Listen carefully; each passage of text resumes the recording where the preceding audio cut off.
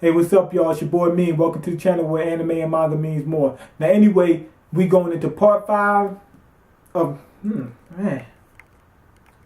part 5 of the of the FullMetal Alchemist Brotherhood series review, and this is the final one before we move into the next series that we're going to work on. So let's go ahead and get into this. So Roy's team, the Brig soldiers, and some remaining Ishvalas, they begin an all-out assault on Central. Elsewhere, one of Central's generals, he releases a horde of zombies to eat the resistance, like literally. These things start eating the resistance. They even eat some of the Central soldiers and whatnot. They go for whoever's there. Meanwhile, Sloth, he gets locked in battle with the Armstrongs, and I'm talking about Alex and Olivia or whatever. He gets locked in battle with them. And they come to find out he's the fastest homunculus. Even though he's the laziest one, he's the fastest and the strongest out of all of them. I mean, his speed is just so fast he can barely control himself. Come to find out, Salim is a genius. Now, remember, he was trapped in that little cage or whatever, Hohenheim made. And he starts banging on that helmet. And what's the dude named? Hanko or whatever? He walks over. He's like, what's all that banging? What's going on? And then he realized it. He said, "Stop that kid from banging! Stop that kid! Don't let him tap that thing again." He was sending out Morse code to help one of the homunculus, whoever, find him. Kimberly was the one who showed up, and that's when we got that awesome fight with where Ed Al was using that homunculus stone. I keep saying homunculus stone, don't I? He was using that philosopher's stone, and he was killing the competition. While May runs through Central, Envy manages to escape and feeds on a few zombies and regains his original state. Now, while he was chasing May through Central, he bumps into Roy and, the rest of the protagonists. Envy goes on to reveal that he was the one who murdered Hughes. Roy, gets mad. Envy's real cocky because Roy hasn't seen Envy's transformation. Now, he goes ahead and transforms like, what you gonna do? What you gonna do? Comes to find out, Roy ain't no joke. Now, Mustang, he goes ahead and just starts burning Envy to a crisp, and Envy's just running for his life. He said, "Oh yeah, I forgot. He ain't no joke." He said, "He's the one who killed Lust. He ain't no joke." So he winds up running for his life. He just couldn't stand up to Roy. Roy's just a beast. Now, during this, skirmish with Roy and Envy, they found out that Envy really wanted to be human. He was jealous of what the humans had, and how the humans had relationship with each other and all kinds of stuff that homunculus don't have. Now, if you look at all the other homunculus, you could tell they wanted to be human. Look at how Gluttony was at. He acted like a little kid, and then once he joined up with Al, he was all happy and whatnot, blah, blah, blah. Besides the fact that he was eating people, he really was trying to act like a human. All the homunculus wanted to be human. You could pretty much tell it.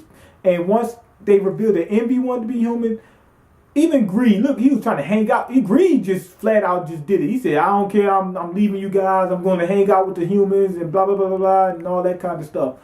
So you can see it, and that was one of the things that really made me think that Raph was going to switch and become fight for the good side. And given enough time, I think all the homunculus would have switched. Matter of fact, look at Sloth. He didn't want to fight no people. He wasn't even worried about people. He was just doing what he was told. He didn't want to do nothing. I mean, I guess you can consider that his laziness, but he never said anything bad about humans while he was fighting. You know what I'm saying? He just could say, "Oh, I don't want to do this." He didn't say anything bad about humans. Izumi and Sig, they joined the party and helped the Armstrongs defeat Sloth. And then Father runs into Hohenheim. Hohenheim runs into Father.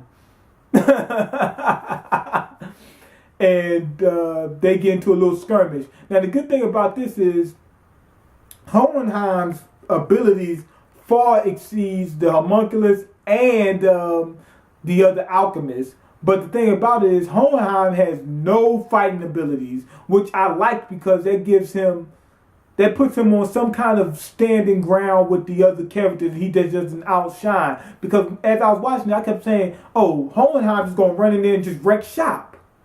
He can't fight. so he can use alchemy, to a very great deal, but other than that, he's useless. You see what I'm saying? So he wouldn't be able to stand up to the homunculus, even though he's so much more powerful, because he wouldn't be able to stick and move like them.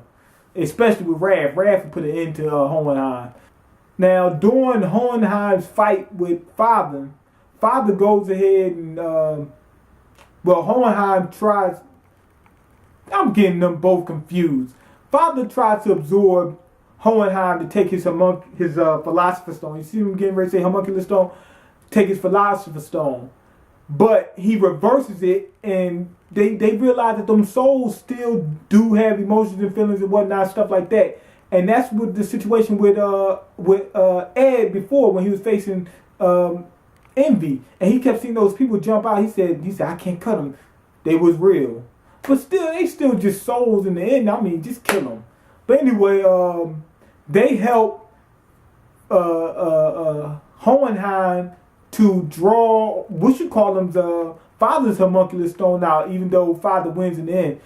Hohenheim, he actually gets Father outside his little container, but he still is living. I think what happened was he became strong enough not to live outside the container, but Central or whatever was his new container. He can be outside of it. I mean, look at Salim. He can stay in that tunnel, and he can go inside the human body, inside his little Salim body to walk around.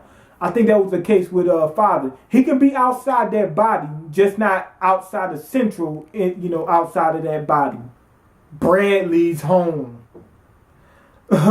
Bradley is home. That's all I need to say.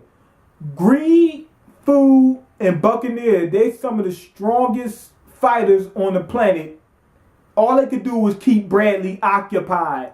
When he showed up, man, that was amazing. I mean, he fought a tank. That was the only time they laid a finger on Bradley. Now, during that time, when Bradley was caught off guard, he got stabbed. You know what I'm saying? That's the first time that really ever happened to him. Greed rushes in and cuts, and he goes to try to impale his head, right? But Bradley tries to move out the way, and it cuts his eye up. So now he can't use that ultimate eye. He's running around like this. So basically, the only thing he has is his fighting skills, and they still off the charts. So they managed to land a few blows that would be fatal to any normal human being. And Bradley gets washed up, up into that moat or whatever, and he goes join Pride, which is pretty much his big brother. And that's when they get to Mustang, and he helps force Mustang to, use human transmutation. Without Bradley being there, it probably wouldn't have even happened. So Father, he goes ahead and summons all the human sacrifices, perform the giant transmutation, you know what I'm saying, and kills pretty much.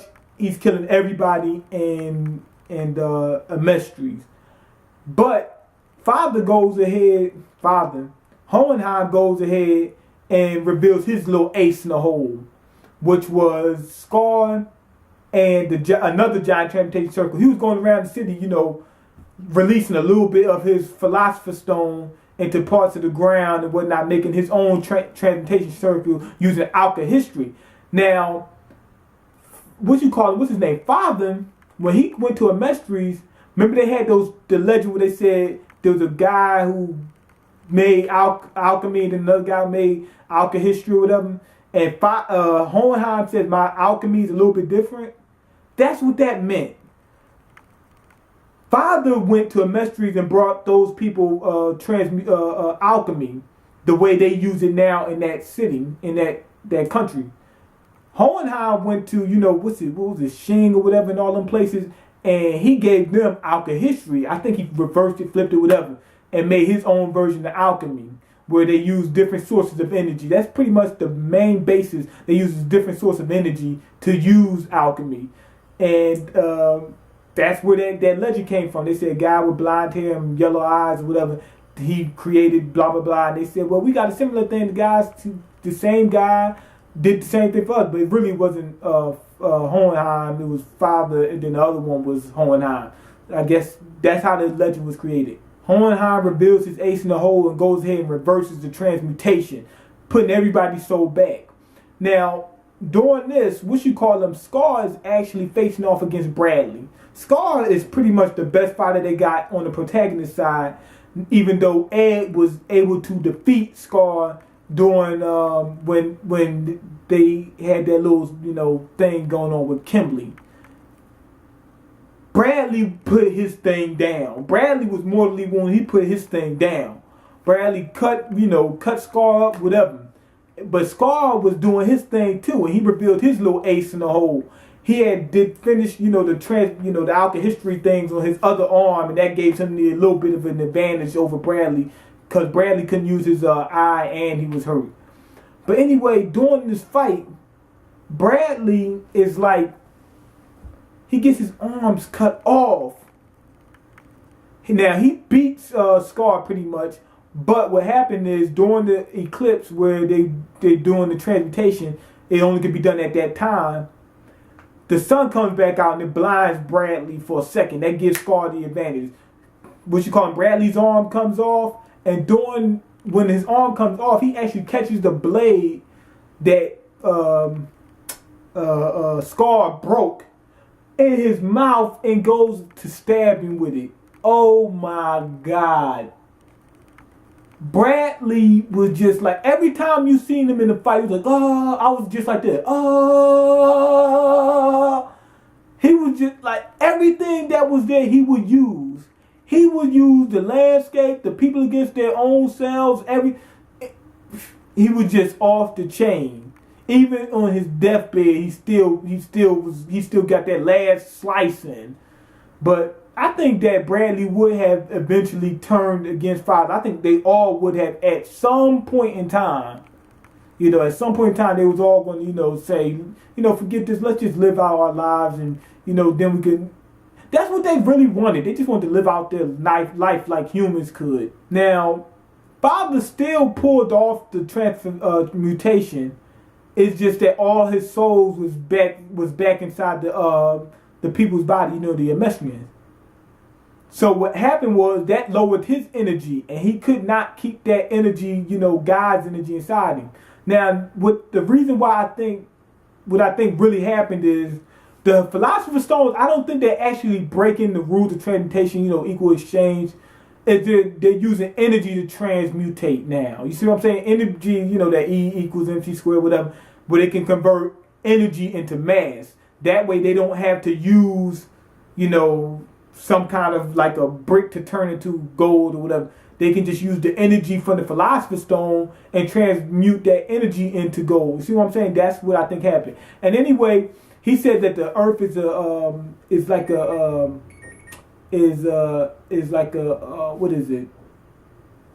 a nervous system, and so is the moon and the sun or whatever.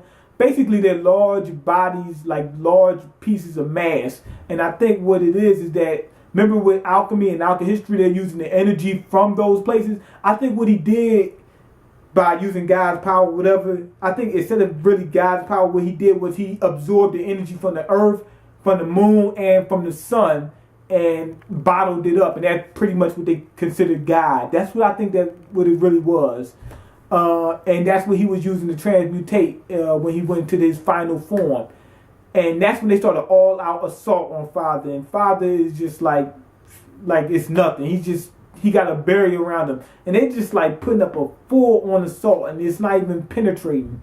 That's when we get into during the fight, one of my favorite lines. What's his name? Hohenheim. He's even when Father's in this great form, he's just like bum rushing me, make him use his Philosopher's Stone, make him use his stone. That part had me going. So that's what they did. They bum rushed the hell out of him, and they just kept on attacking, just bang, bang, bang. They just kept on attacking, bang, bang, bang. Alex showed up. He attacked. All the Briggs showed. Everybody was just attacking, just a full-on assault on Father. Father was just too strong. He even blasted everybody in his path, and that's when only the strongest amongst those fighters could even move.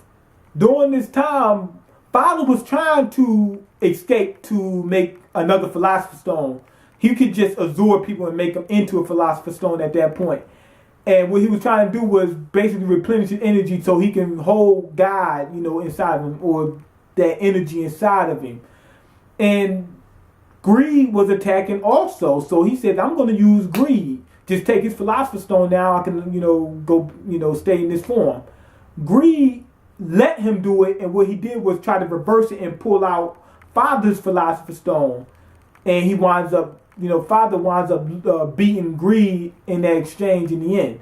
Now, that's when greed and Lin is separated, because greed is being pulled back into Father. But what greed does is he says, okay, I'm being pulled back into Father. He goes ahead and goes into Father and uses his powers. And how he creates that arm, that carbon shield. Well, he made like a carbon shield for Father. Said it was a weak shield. And that allowed him to be broken up into, pieces, whatever, because his body became frail. And that's when Ed, finally defeats Father, While the skirmish with greed is going on, what happened was Al, sacrificed himself. He went back to that truth gate or whatever, and went back into his body in order to give Ed his arm back. Ed was able to use his arm to face Father. Now, what don't make any sense to me is that during this, everybody is just sitting around not helping Ed. Why?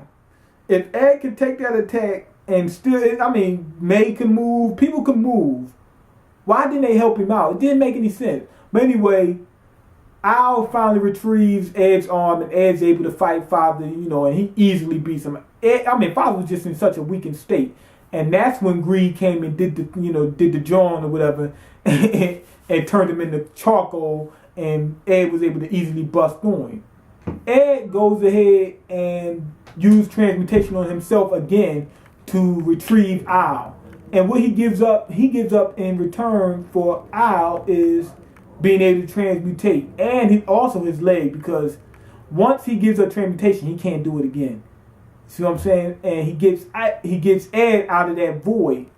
So now he can't transmutate, and his leg is still gone. Because all Al got him was his arm. So that's one good thing. At least he got an arm out the deal, but he just got one, automail leg. And then that's pretty much where, all this war and stuff like that ends. Then we go into a time skip where Ed reveals his feelings to Winry. Winry reveals hers to his. And we pretty much get the gist of that. Everybody goes back to normal life and living. Al, he goes traveling. Ed goes traveling. And basically, they said they want to use alchemy, to help, problems in the world, help solve problems in the world, pretty much. And a couple of those, chimeras, they came with him in order to get their original bodies back. Now, the other two chimeras, they said, we don't care. But their bodies wasn't that bad. I don't know why the chimeras won't just stay in human form or whatever. But anyway, the freakish-looking chimeras, they want to go back. Now, the other chimeras, like the lion and I think it was a bear, or was he a bear? I think, yeah, they didn't really even mind. They just had extra powers and heightened senses. So they just like, okay, I can stay with this. I can deal with this.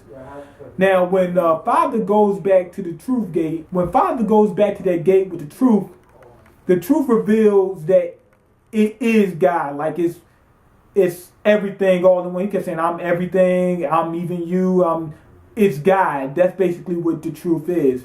And that's what Father reveals, what we all pretty much expect. Man, he just wanted to be like everybody else. But before, back in ancient Xerxes, he was trapped in that flash. He couldn't go nowhere. So that's why he came up with that plot to get up out that flash. He got out the flash, but he was still stuck. He could not leave that, could not walk around as, normal as everybody else. He had to stay inside that Hohenheim body that he made. He couldn't leave it. So that's basically what it was, his fight for freedom. And they revealed like a little flashback that he said, man, I just want to get up out this flash. That's what he really wanted. And you could tell that because the homunculus was made from him, and they all wanted to be human. They all had some kind of desire for human emotions and human interactions and be able to go around and just do whatever you want.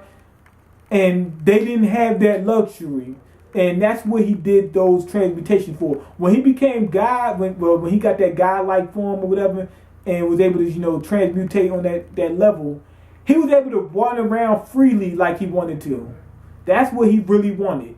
And he says, well, what I'll do is, people that made him was evil, the ancient Xerxes, king, whatever. He said, what I'll do is I'll make myself above that, and I'll fight to be even better than humans. I guess to achieve even more so than, more than they had, more than what the people that created him denied him of having. They denied him of having, freedom and relationships and family and stuff like that. So he said, I'm going to become even greater than them. So what he did was, you see the homunculus, he created himself a family with the homunculus, but they were also a way for him to, become better than humans. And the reason why is because he didn't have envy, he didn't have gluttony, sloth. Those was all his emotions. He put those emotions, all those bad emotions he put those in the homunculi. See what I'm saying? The only thing he had left was he still was prideful. He was still prideful. That's the only thing he had left, even though he got rid of most of the pride. And he thinking that just because I don't have those deadly sins that I'm better than humans now, and now I'm outdoing the people that denied me, of having, a life the way I wanted to live. He couldn't live the life the way he wanted to. He had a slave holding him, carrying him around. So the series ended off great. And one thing is, it does keep you on the edge of your seat. Just like in one of them comments in the last video, it does keep you on the edge of your seat every episode. Up from 5 all the way up to 65, 64. It does keep you on the edge of your seat. Because the pacing is great. And the way they reveal each new mystery and each new fact, they always keep a couple of mysteries going on at a time. And reveal, the truth behind them in a way that you get something here, but you still have a couple mysteries found out, so you're still on the edge of your seat, and you're still in the dark about everything that's going on all the way up until the final episode.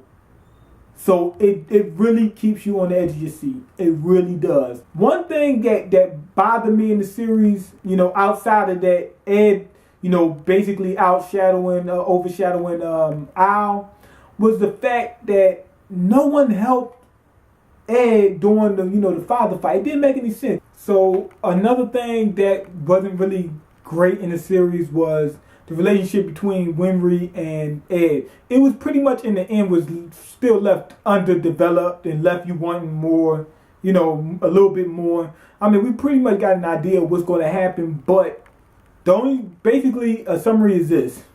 They both liked each other. You pretty much knew they were meant to be together.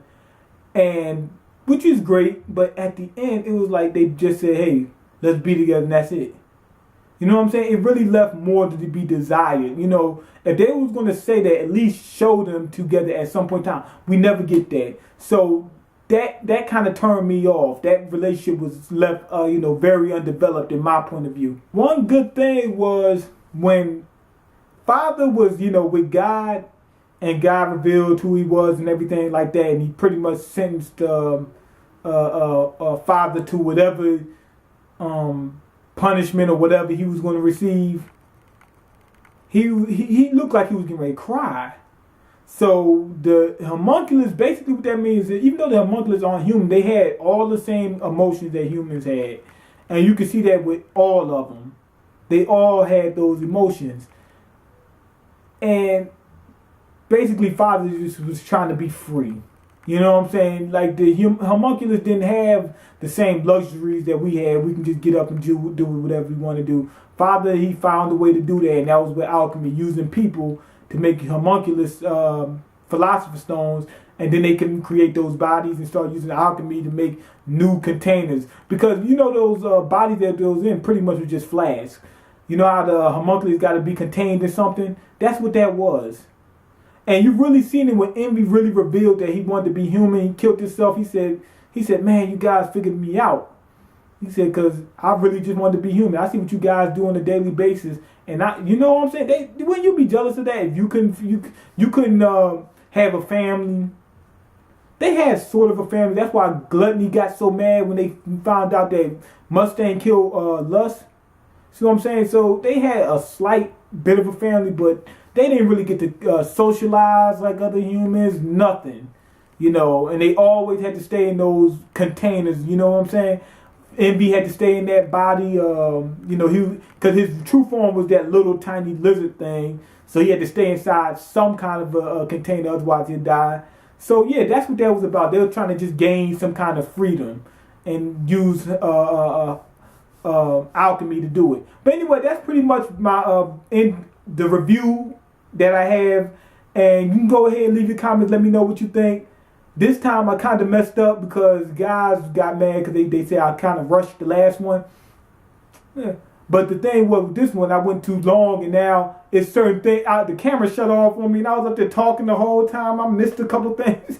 So when you see it skip and you say, wait, what happened with King Bradley and whatnot that he didn't mention? That's what I'm talking about. Because I was still talking, the camera was off. But anyway, go ahead and leave your comments, rate the video, and subscribe, and I'm out. Peace.